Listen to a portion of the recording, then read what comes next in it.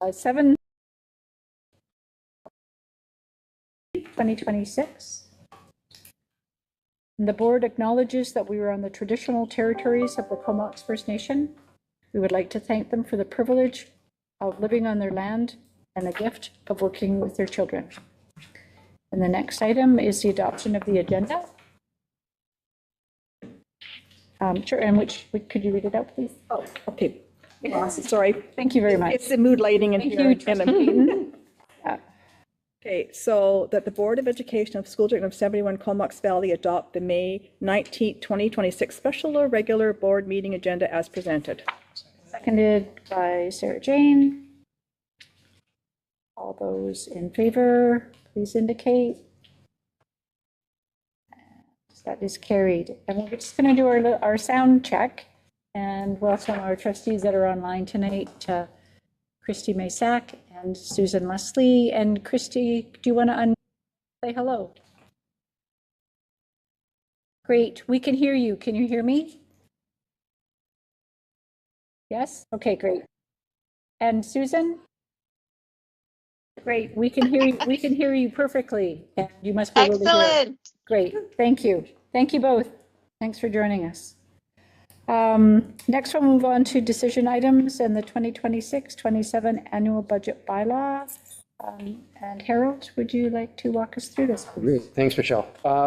Thanks again for everybody for coming out tonight. This is a continuation of the conversation we started in February, and as a follow-up to last week's Committee of the Whole meeting, where we were able to kind of go from start to end in terms of the budget process, the numbers and so forth. And that's obviously intended to provide an opportunity for rights holders, partner groups to be able to have the conversation, have trustees ask questions about the proposed recommended approach that the executive are recommending for the board to continue.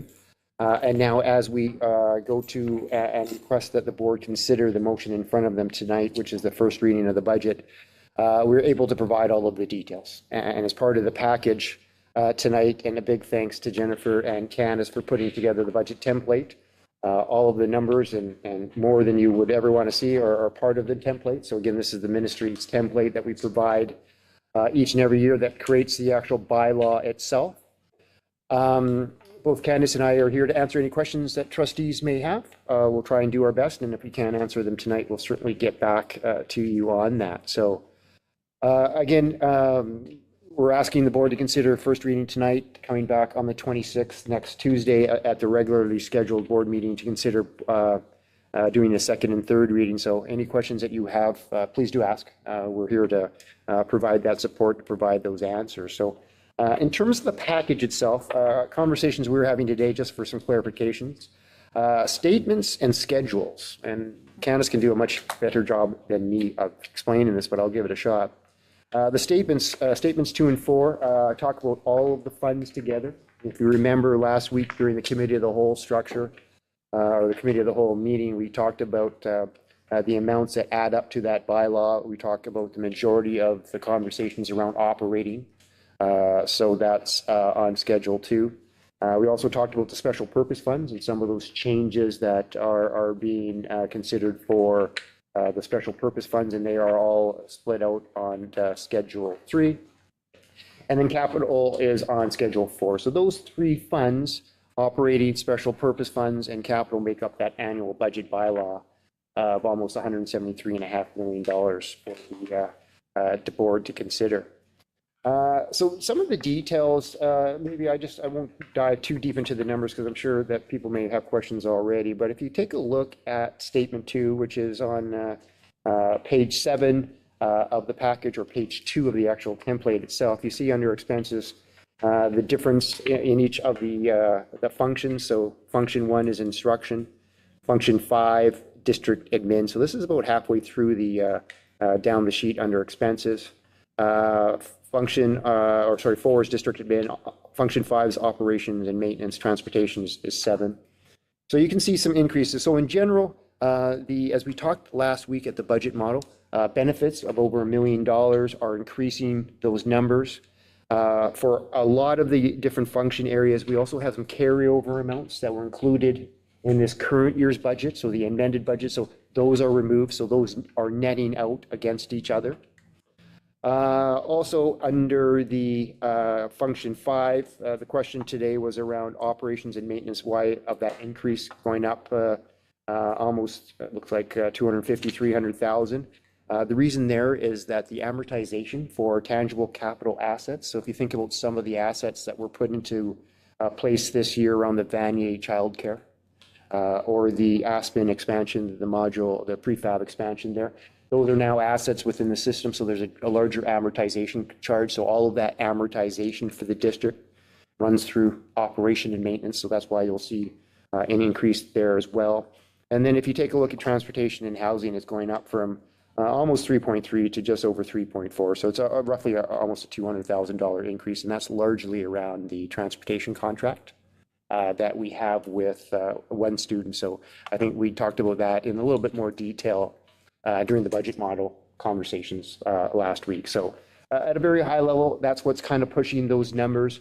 But as you can see, our overall budget from the amended budget in the current year is 174 million. So all of these numbers now are on page 8 of the package, or page 3. So this is the actual bylaw amount there of $173,446,504.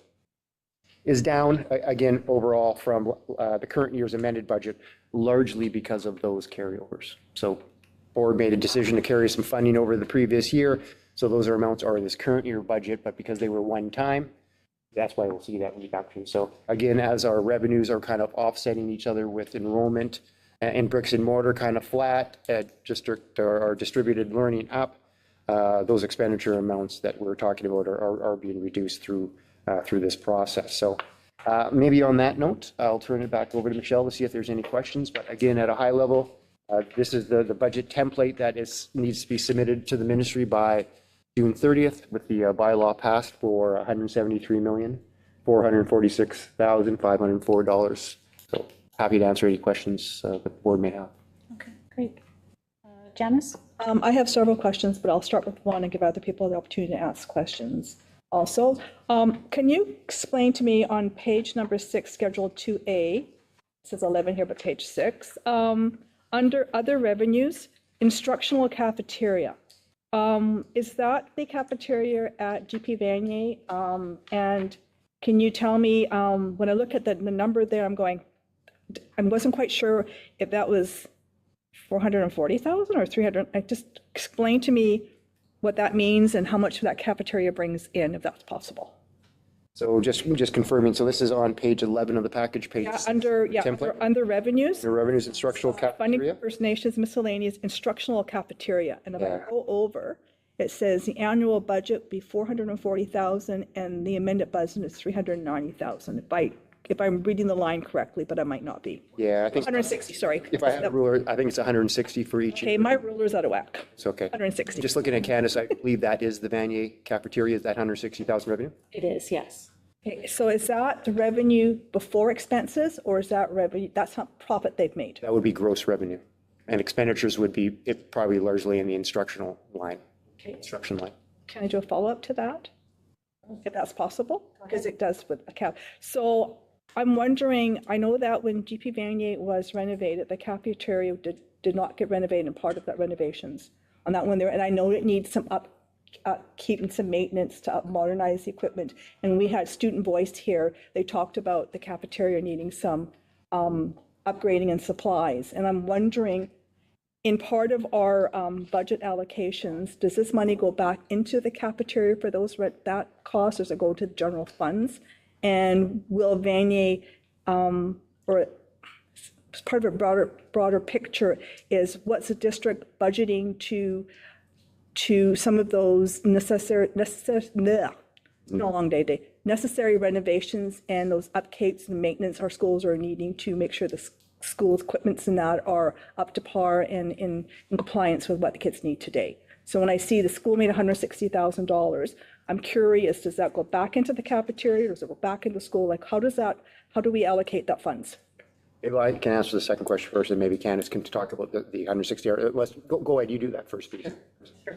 I'll first answer the question about the other revenue for 160,000. So yes, that is specific only to GP Vanier's instructional cafeteria.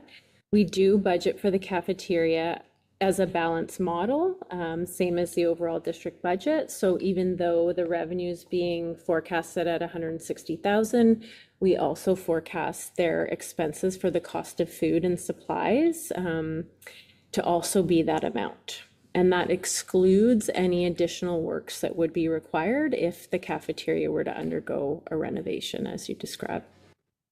I think we would have to use one-time funding. I think that is the plan. I think there's some capital asset improvements that we need to do that we haven't been able to build into the structural budget, that we would make a request for the board to consider as restricted funds at year end. So that could be part of the list that we'd bring to the board in June for consideration.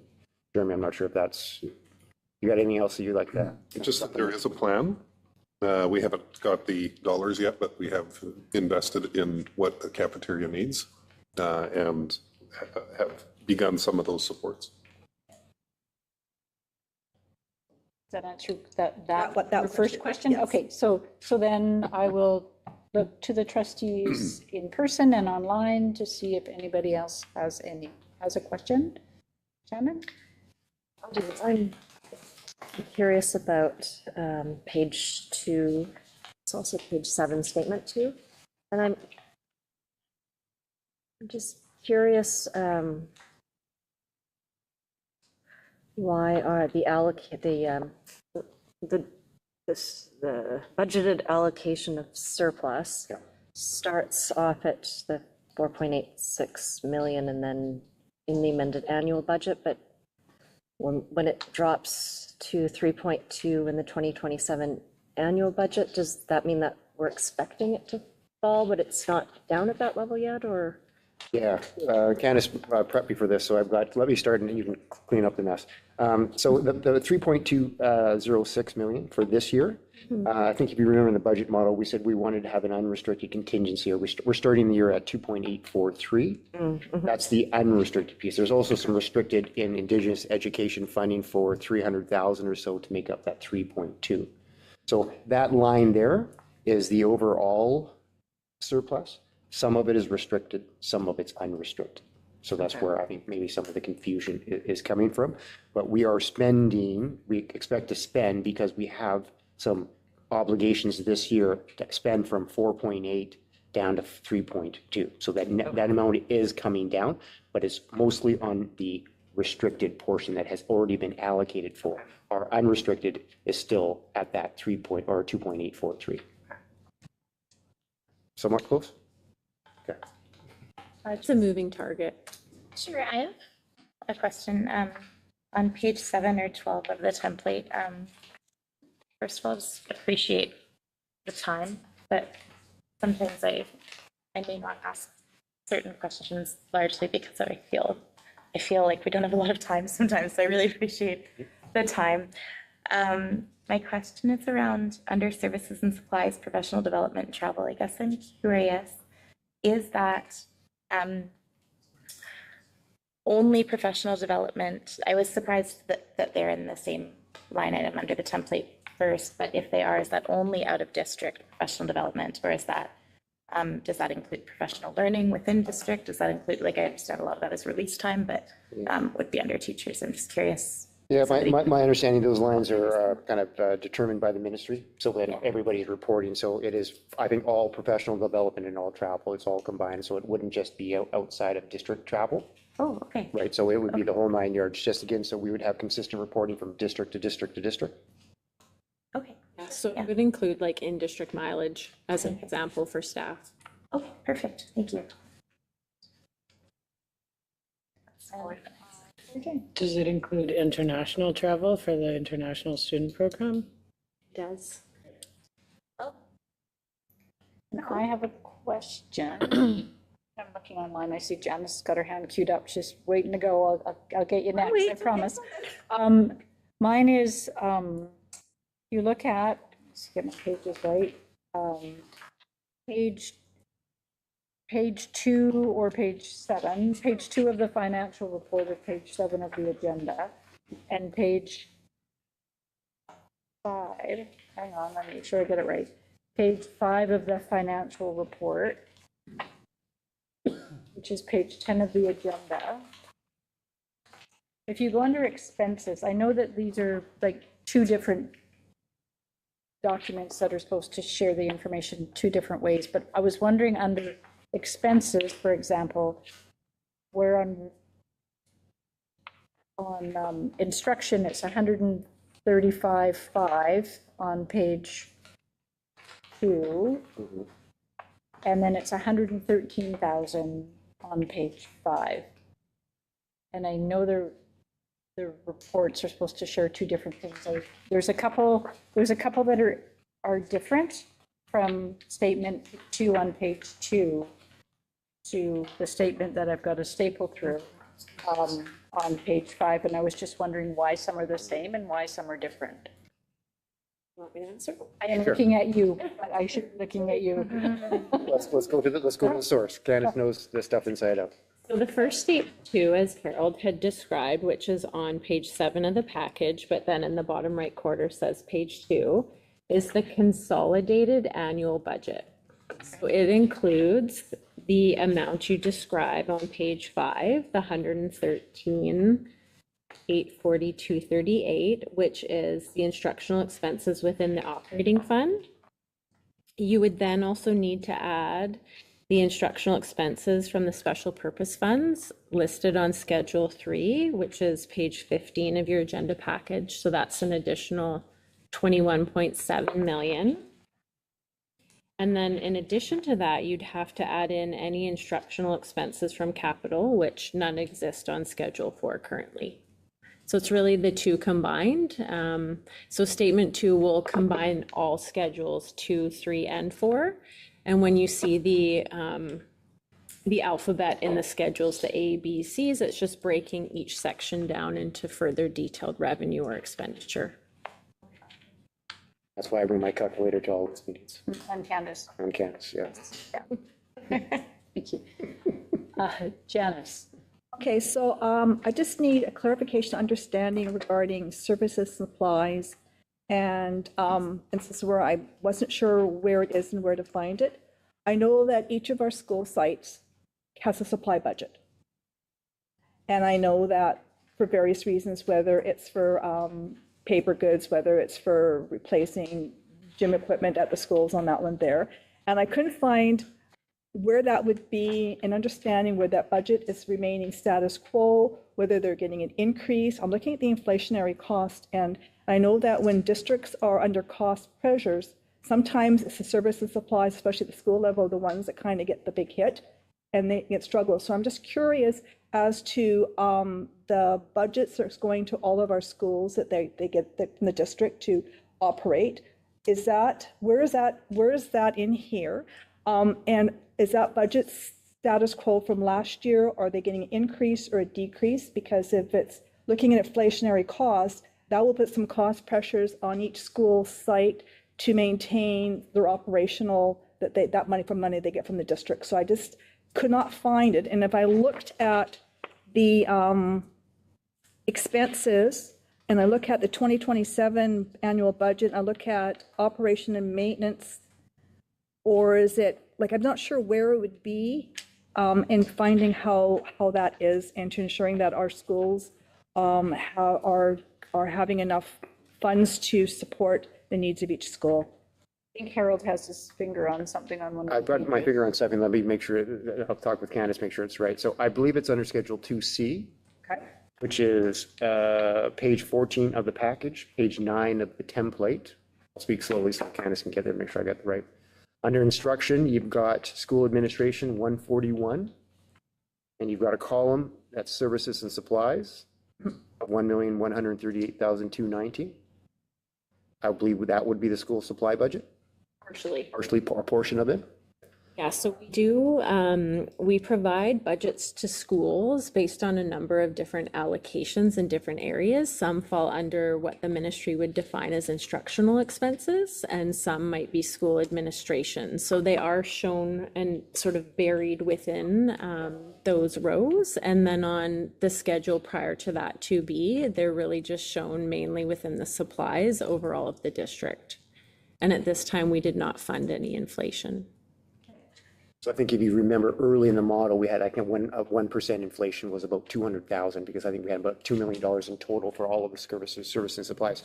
When those numbers started to continue to creep up, I think the decision we made that is that we weren't going to suggest the board fund that, because if we were going to fund it, we'd have to cut from somewhere else. So it was that balance. So to answer your question, I think where you're getting to, the schools and our departments will have less purchasing power, because now if it's a 2% inflation, they're only buying 98 cents worth of every dollar that they had before. So my follow-up question is, I know that we have a one-time surplus amount that we're looking at, my understanding, later on to dispense, because that surplus we talked about spending on certain things.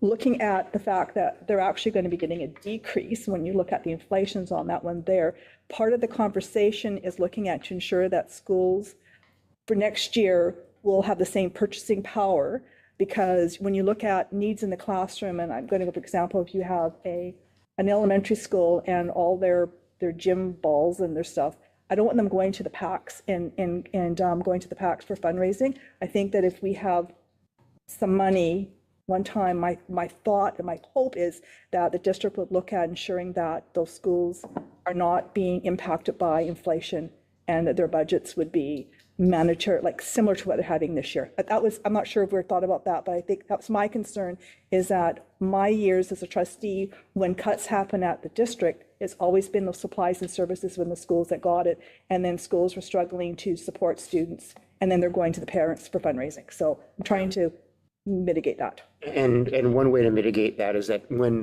Candace and the team does the Q4 forecast and we bring that to the board for consideration in June, one conversation is the staff could recommend of restricting X amount of one-time dollars, like you mentioned, to school supplies or departments' supply and services budgets to be able to offset inflation. So that's a board decision that we could use from existing year's surplus or from the contingency, but it would be one time. And my understanding of the conversations that we've had with our partners and the budget modeling, is that there wasn't any additional money that was anticipated currently out of to support the status quo model, but that, yes, maybe the Q4. And the follow-ups to that is that understanding that the purchasing powers at the schools next year is not going to be the same. There's going to be some impact at the school level that could impact their purchasing power, impacts the classroom. So I was just curious where that was and whether we were meeting the inflationary costs. It sounds like we're not. So therefore, there will be some impact at the schools level, whether it's elementary or secondary school, in their purchasing power to support the needs within their students. And that's why I was trying to get my head around. That's something that may happen based on the budget that we're talking about. Yeah, it's not built into the structural budget. Okay. But the board has the opportunity to allocate either restricted funds at the end of the year or out of contingency. So there's that option, but again, would be a one-time basis. If the board wanted to create it structurally, again, the pie's not getting any bigger, so we'd have to take it from another slice of the pie to be able to fund it structurally.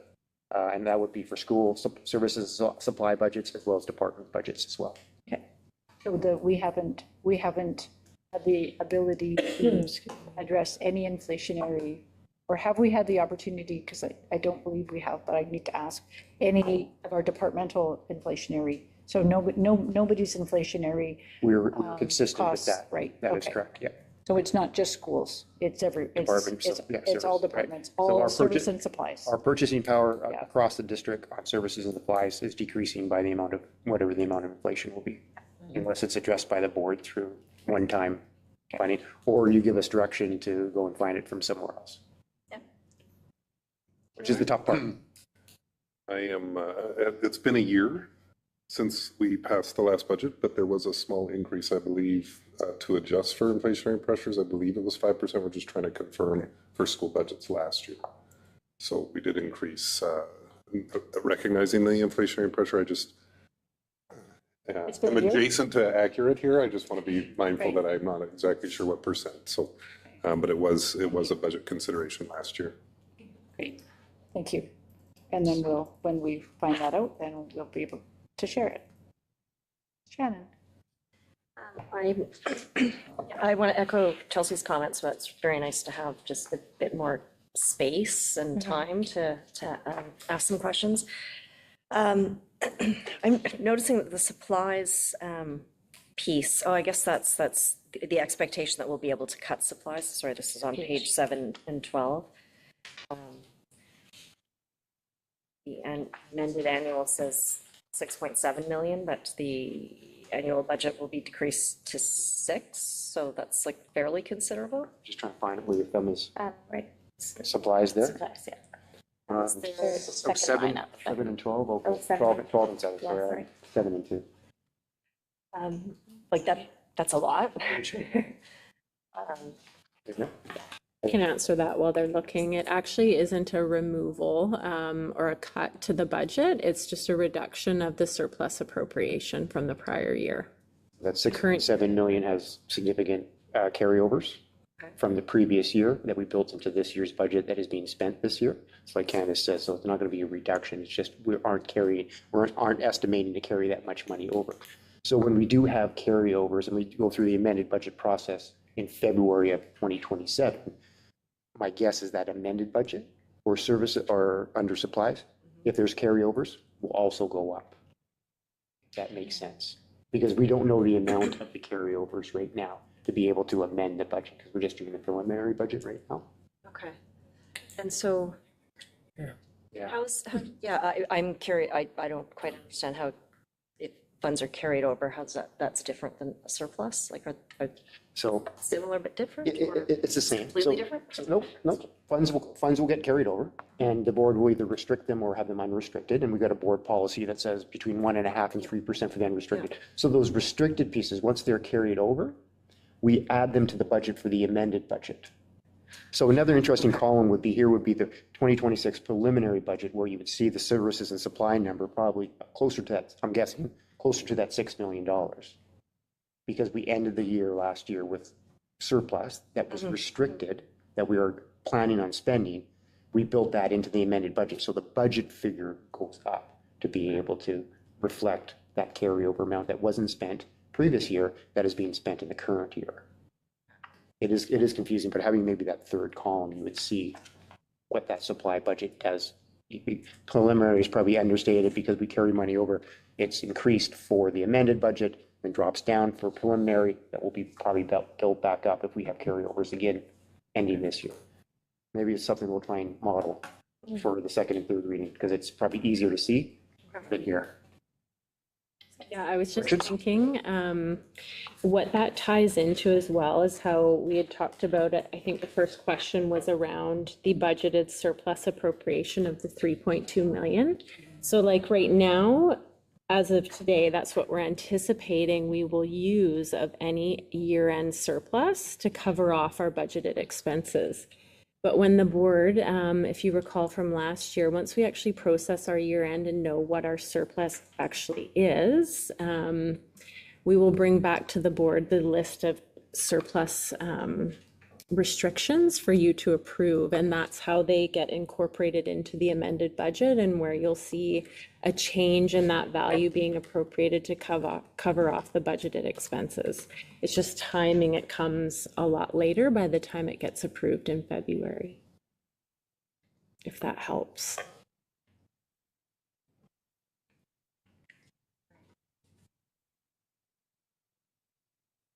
Janice, have you exhausted Got your some list? more. No, I have more questions, but I'm going to leave them for another time. Because I have another I have to, well, no, because I have to, we have the next meeting where That's what I we mean, yeah. have another time on that one there. My brain is just not working right now, but I guess my question is that the district will be having a surplus in June, am I correct? That the board will have to make decision on some one-time funding, that's what I've been hearing, correct? We are forecasting right now, it's been a week since we had that conversation, but we're forecasting roughly a $2.8 million surplus this year that we've built into this model to be able to absorb the cost increases, which allows us to then do a review next year to make sure that we've got the money in the right areas. If we have surplus over and above that $2.8 million amount, then we would come to the board with some recommendations on how to spend that incremental money, because the board reserve or the contingency is at 3% already. So we're not supposed to go over that. So that could be for services and supplies, it could be for additional staffing, it could be for a host of things that we feel the system needs. So yes to the surplus, forecasted at 2.8. We'll do a Q4 forecast because we're having the May count done this week, so we'll have better information. And then we'll come back to the board with a list of recommendations if there's additional money that's available to spend on a one-time basis. Yeah. Again, it's, as far as we can see, it's not structural. So we don't want to suggest to the board to try and solve a structural challenge with one-time money. That's how we can get ourselves into some trouble. Susan, I see you put your camera on. Do you have a question? It's nice to see you. No, I just wanted to, check in. I'm here. Okay. I'm totally in the conversation. I don't have any questions. I'm clear on the budget. I'm just showing you I'm here. That's some clarification too, I think. Great, thanks so much, Susan. Okay. And Candace, I think you have some information to share. Yes, I was just looking up the last budgeted increase to the school supply budgets. It was in the 2025-26 annual budget, and it was 5% just to their supply accounts only, which amounted to $34,000. So while it was done to recognize some inflationary pressures, it still isn't a lot to schools. We have 21 schools, so that it doesn't go that far. 2 cells. Yeah. And we can take a look and see how much has been spent too when we come back next week. And just if you want to have that piece of information, because to be honest with you, 5% is a good increase. I haven't seen other districts been able to do that. So that doesn't mean it's enough, but at least it's a start. And Christy, did you turn your camera on so we could say hello? Or did you have a question? Okay, just a question or just a hello. Okay, wonderful. Trustees, did you have any other questions, Jeremy or Harold? Did you have any other information you wanted to share or thoughts? No? I'm looking at Candace, okay. You got thumbs up there? Thank you We're good? very much. Yeah, absolutely. I feel like this has come up before, and I'm probably just not remembering the answer, but the investment income that is projected each year, is that interest on money that's already sitting there at the beginning of the year, or is that growth on money that comes in from the ministry before we actually use it? I think it's both. Largely the money that we would have on cash on hand, and then any tiny difference between when it's received, because we receive it twice a month, once a month. At least monthly from our regular bank account Monthly. and through the ministry. Depending on the timing. So we have funds in both their consolidated deposit program and in like a local bank account. So it would be the sum of those. And I think historically over the last couple of years, interest rates have been down. So you saw interest income go down, but now it's starting to work its way back up. And that's why The we rates have see an increase. stabilized. They were predicted to decline and have stabilized over the last few months. So that's why you'll see in the Q3 and you'll also see in the Q4 that we're projecting to receive more interest income than we had originally projected as well. Thanks very much. Seeing no further hands raised, looking for a trustee to raise their hands to read the motion regarding first reading. Janice? The Board of Education of School District Number 71, Comox Valley, give first reading to the 26-27 annual budget bylaw in the amount of $173,446,504 at their meeting on May 19, 2026. Seconder? Trustee? Any further discussion? Seeing none, all those in favor? And that's carried unanimously. And before we move to, thank you. Thank you. Before we move to Questions from the public? I just wanted to share that after our meeting, the board has an in-camera meeting to go to. If you notice us leaving maybe a little quicker than normal, that's, just wanted to share that. And so I will ask if there's any questions that have been received online, not tonight, okay? And then I will turn to the members of the public. And just reminding the public that are with us tonight, if you have a question, to please identify, state your name, and if you're here representing an organization, what the organization is, and to ask your question to us through myself, and then if I can't answer it, I'll move it along. Go ahead, Sean. Sean Holland from the Comox District Teachers Association. My question is regarding the deficit. I want to make sure that I'm reading this correctly. So from on page 7, also page 2 on it, statement 2, where it says net revenue expense, so 4.183523 is my first part of my question. Is that the predicted deficit for next year? And if so, I'm wondering where the extra $1 million, what's the extra $1 million to cost? Because what was presented earlier, I mean, what was presented last week was a $3 million deficit. So I'm curious where the other $1 million. Great question. I'm going to turn to Harold. Yeah, I'm going to start, but Candace probably can get into specifics. So I think the difference would be the carryover amounts. Some of the restricted amounts includes our Indigenous education, and there were some other smaller pieces. No, you want to do a better job? I will go ahead on this one. So you're looking at, what you're looking at actually, if you look at the row description, sorry, I'm just grabbing my ruler here, is the capital fund surplus or deficit of 977,000.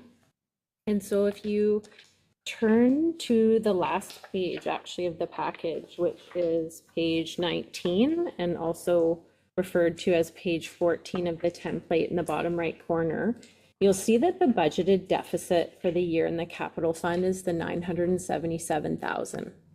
So it actually does not relate to our operating fund or our special purpose fund. It strictly relates to capital. One of the important things you'll notice on this schedule, and is somewhat more challenging to explain, is it's really just the accounting treatment of non-cash items. And so what it's doing is amortizing ministry revenues received towards related capital projects, as well as the amortization of our capital assets. And so it's basically just the spreading of cost of physical assets over their estimated useful life, rather than expensing a massive purchase in the year that those expenses are incurred. So even though you're seeing a deficit value in capital on our consolidated statement, it's actually representative of a non-cash amount. And so it doesn't have, we're not obligated to service that debt, if I could explain it that way. So we're not required to have to make cuts or find measures to alleviate that amount. Is that a little bit different than what you asked, Sean? Because I thought we were talking about the $3 million in the model that we've been talking along. I'm assuming that $977,000 is that million. It's not quite $1 million, but that's the amount, and it relates to the amortization. So I thought it might have been, I thought you might have been referring just to the operating fund and not having capital and special purpose. So I just wanted to make sure we answered your question. So if you're good, we're good. Right. If I understood the answer. Yeah. Okay. And are there any questions? Go ahead. I have 2 questions. Oh, sorry, Megan Cowling, representative from District Finance Advisory Council. I have 2 questions, and question 1 has part A, B, and C, and question 2 has part Always organized. Okay, and go ahead. We'll pace ourselves. Okay, thank Okay. you. Full disclosure. I just, Yeah. Okay, so, and I went with the page numbers, like the, Package? yeah, the package page numbers versus the scheduled page. Thank you. Yes, so with page 6, schedule 2A, there's ICY counselor funding at 453055. Details on that one? Yeah, just my question is, wondering if our team is full currently? Because I know that that's been, there have been vacancies on that team in the past, and I'm just curious if that team is full and recognizing that not everyone that could answer that question is here tonight. Yeah. Candace, do you know any details give it a between the shot. 453? Yeah. The ICY funding that we receive is intended to cover off 3 registered clinical counselors as well to peer support workers, in addition to their service and supplies and any travel and other works that are required. It was my understanding that we had at least one unfilled leave this year related to one of the registered clinical counselors. I do know the peer support workers have been filled for the year. I believe all counselors are full at this point in time, but there have been some vacancies throughout this school year. Part B, on page 7, schedule 2B, there's a line for professionals. Does that include school psychologists? No. If it did, are those positions currently full? School psychologist would be under the teacher line. And I'm not sure about, it doesn't look like we know, unless Jeremy, you got a sense of. We would need to provide an update. Megan, I know at the beginning of the year, we did not have our full complement of school psych, so I'm not sure where we're at right now. Probably still some vacancies there, which we'll get specifics for you for the next meeting. Just trying to get a sense of like, when it's full, how much does it cost? That's the purpose of those questions. Can I move to question 2? Okay. And just maybe to answer that last question, that last piece is that I think we anticipate if the budget would be when we're fully staffed. So when we talk about having carryover and surpluses, if we have vacancies or attrition, or savings through attritions, that's where you will see some of those savings resulting. So question 2, page 11, and it all is on page 11. School generated funds. So it looks like, and I'm not the greatest at reading this at all, that the school generated funds are currently 3,120,000, and the deferred revenue is $1,376,710. So part A is what will the 2026 projected amount be for school generated funds for deferred revenue?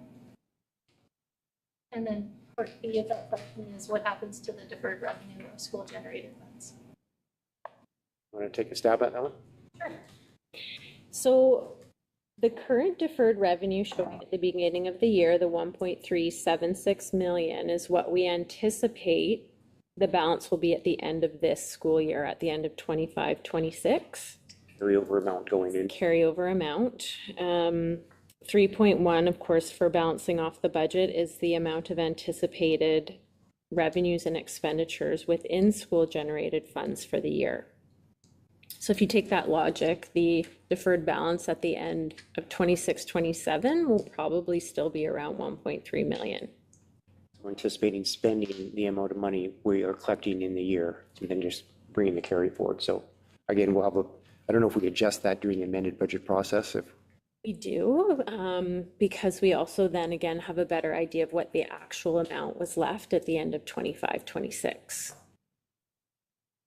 Follow-up question to that. So when we look at the past budgets or the past SOFI, the school generated funds for 2024 were 840,670. The school generated funds for 2025 were $996,301.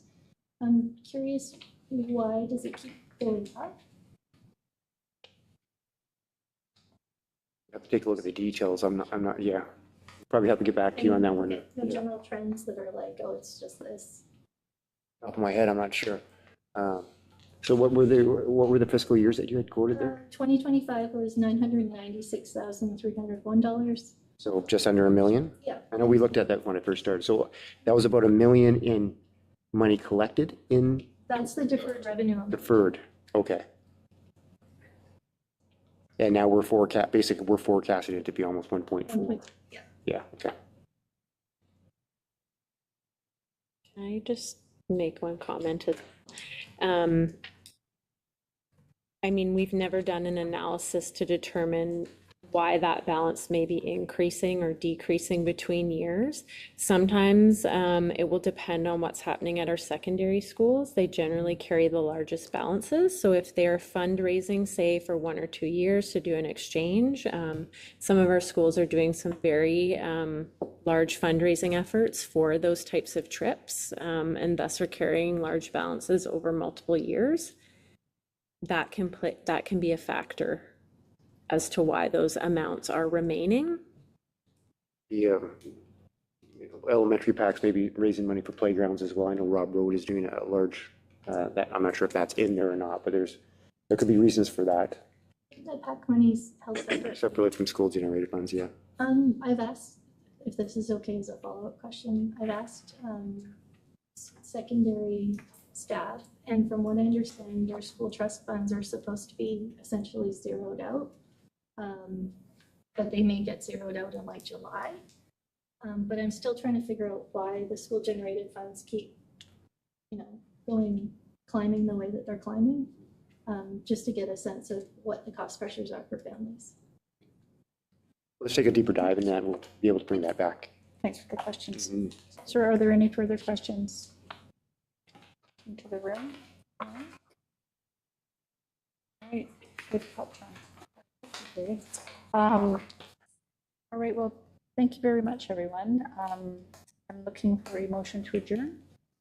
Sure. I got you. That the Board of Board of Education of School District Number 71 adjourn this meeting. Seconded by Shannon, thank you. All those in. Meeting's adjourned at 7:47.